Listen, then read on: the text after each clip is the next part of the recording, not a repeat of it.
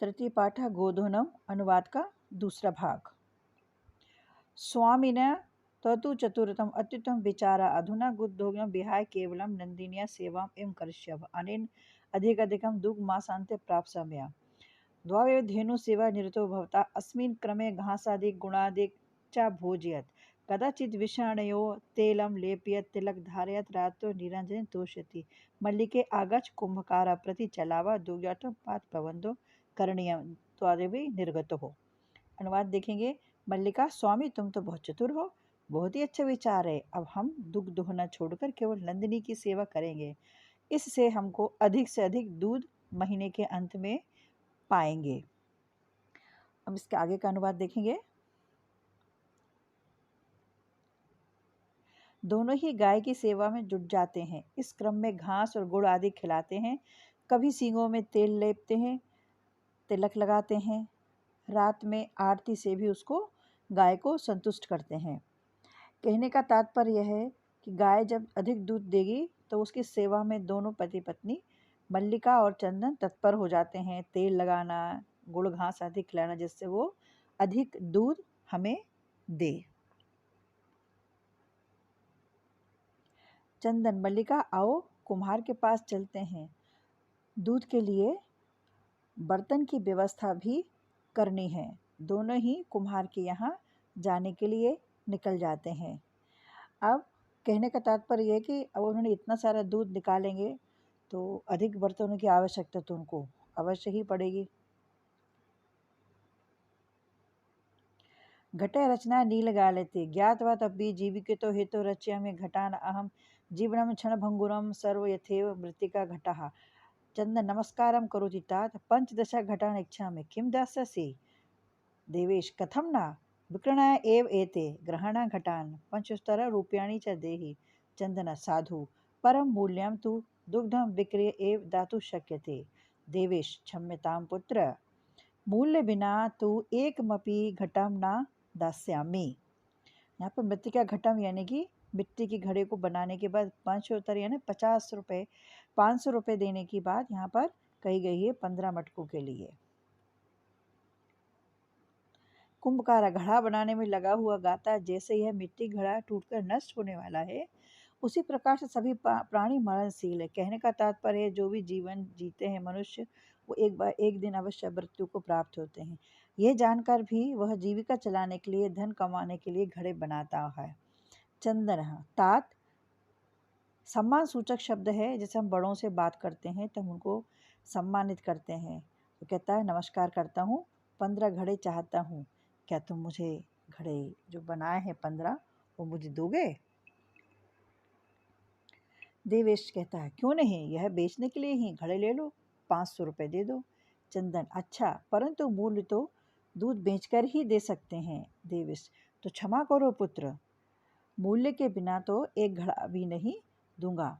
अब जो कुम्हार है बेचारे गरीब परिस्थिति में होते हैं, एकदम वो उधार नहीं कर सकते हैं।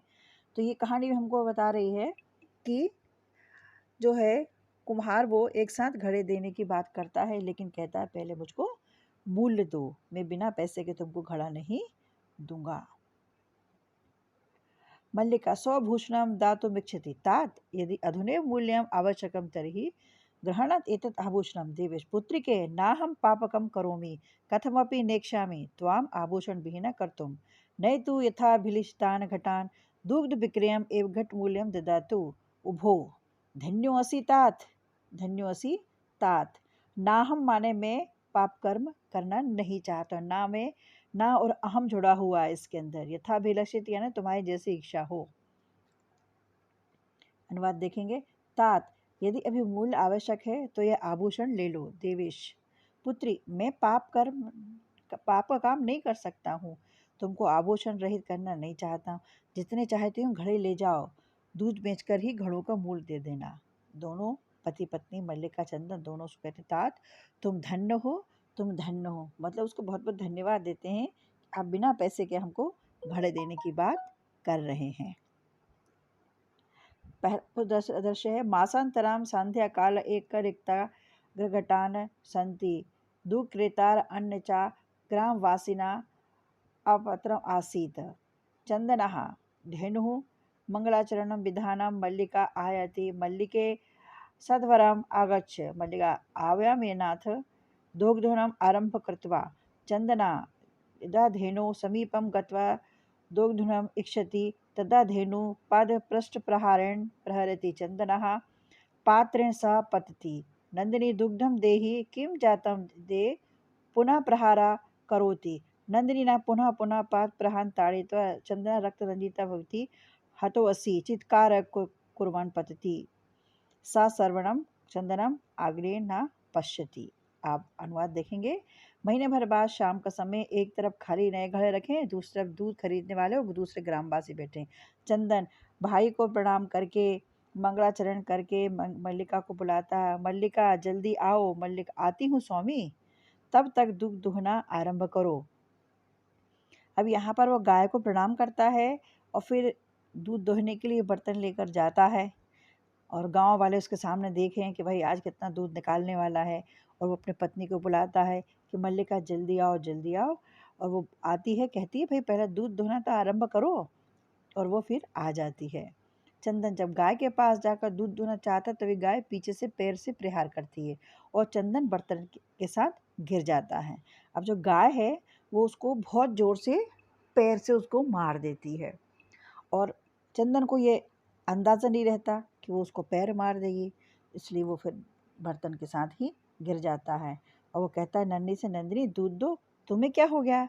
और वो फिर से बार बार प्रयास करता है दूध लगाने के, लेकिन गाय उसको दूध नहीं देती है। नंदिनी बार बार पैर के प्रहार से मारकर चंदन को खून से सना या लहूलुहान कर देती है। अब जब कोई भी गाय एक बार मारेगी दो बार मारेगी तो वो खून से लहूलुहान हो गया। वो चिल्लाते हाय मर गया, चिल्लाता हुआ वो गिर जाता है। सभी आश्चर्य से चंदन को और एक दूसरे को देखते हैं क्योंकि सबको तो ये आशा थी कि गाय एक साथ बहुत सारा दूध देगी, है ना, और फिर वो घड़े जो खाली पड़े हैं वो भर जाएंगे। लेकिन गाय तो यहाँ पर उल्टा ही काम कर रही है, वो तो उसको पैर से मार रही है और चंदन को उसने बार बार मार करके लहूलुहान कर दिया, खून से भर दिया उसको। मल्लिका चत्कार श्रुत्वा झटिति प्रविश्य नाथ किं जातं कथं तव रक्तरञ्जिता चन्दना धेनुदुग्धम् अनुमति एव न ददाति दोहन प्रक्रिया आरम्भम् एवं ताडयति माम्। मल्लिका धेनु स्नेहेन वात्सल्येन च आकर्ण्य दुग्धं प्रयते किन्तु धेनु दुग्धहीना एव इव आगच्छति। मल्लिका चन्दन प्रति नाथ अत्युनिचितं कृतम् आवाभ्यं यत् मासपर्यन्तं धेनुदुग्धं न कृतं सा पीडाम् अनुभवति अतः एव ताडिति। चन्दना देवी मयापि ज्ञातं यत् अस्माभिः सर्वथा अनुचितं कृत यत् मूढमासयन्त दोहनं न कृतम् अतः एव दुग्ध शुष्कं जातं सत्यमेव उक्तकं कार्यमद्वितीयं यद् तथैव विदितां विपरीते गतिर् सह कष्ट लभते ध्रुवम्। ये कार्य को आज ही करने की बात यहाँ की गई है। अनुवाद देखेंगे। मल्लिका चीख को सुनकर जल्दी से प्रवेश करके आती। स्वामी स्वामी क्या हुआ, तुम कैसे लहूलुहान हो गए। चंदन कहता है गाय दुहने की अनुमति ही नहीं दे रही है, दूध की प्रक्रिया जैसे ही दूध को दुहने का प्रारंभ करता है वो मुझे मार रही है। मल्लिका फिर आती है गाय के पास और गाय को प्यार से पुचकारती है, उसको स्नेह से ममता से उस पर हाथ फेरती है और फिर वो भी दूध दुहने का प्रयास करती है, लेकिन गाय उसको दूध नहीं लगाने देती है। और इस प्रकार से गाय, क्योंकि उसका दूध पूरी तरीके से सूख चुका है। आगे देखेंगे। किंतु गाय बिना दूध वाली है यह वह जान जाती। अब मल्लिका को पता चल जाता है कि गाय के दूध बिल्कुल नहीं है। मल्लिका चंद्र स्वामी हमने बहुत ही गलत किया है कि महीने भर का गाय का दूध हमने नहीं दुआ, वह कष्ट अनुभव कर रही है इसलिए ही मार रही है। चंदन देवी मैं भी जान गया हूँ कि हमने बहुत ही गलत किया है।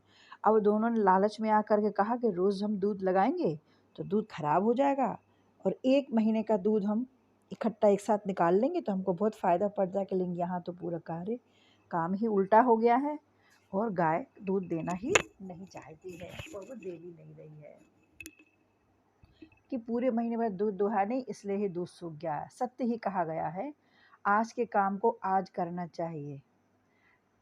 ये तो हम सभी को पता है कि जो जिस दिन का कार्य होता है हमको उस दिन ही करना चाहिए और जिसके क्रियाकलाप इसके विपरीत होते हैं वह निश्चित रूप से कष्ट पाता है। ये आप सभी को पता है और हमको ज्ञात भी होना चाहिए कि जो जिस दिन का कार्य है हमको उस दिन ही करना चाहिए।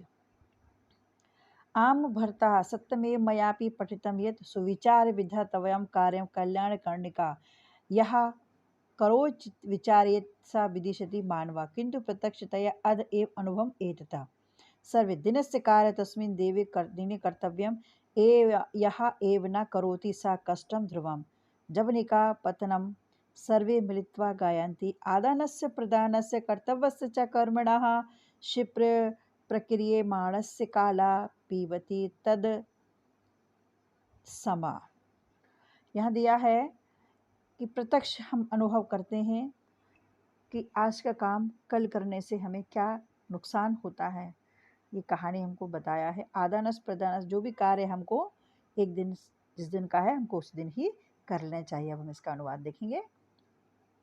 मल्लिका हाँ स्वामी सच ही है, मैंने भी पढ़ा है कि कल्याण चाहने वाले के द्वारा कार्य को अच्छी तरह से विचार करके ही करना चाहिए। जो मनुष्य काम को बिना विचारे करता है वह दुखी होता है, किंतु प्रत्यक्ष रूप से आज ये अनुभव किया है कि सभी अब कहते हैं दिन यह दिन है, और जो ऐसा नहीं करता दिन का काम उस दिन जो नहीं करता वो निश्चित रूप से कष्ट को पाता है। अब ये तो हम सबका अनुभव है कि जो कार्य है उसको उसी दिन ही करना चाहिए। कहा भी गया है काल करे सो आज कर, आज करे सो अब, पल में प्रलय होगी बहुरी करेगा कब।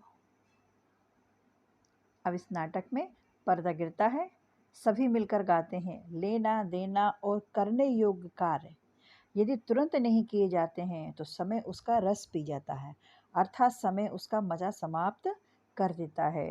ये तो बहुत ही बात है जानने वाली कि जो हम आज काम करेंगे उसका हमें आनंद कुछ और प्राप्त होगा, और समय के उपरांत यदि कुछ कार्य करते हैं उसका आनंद खत्म हो जाता है।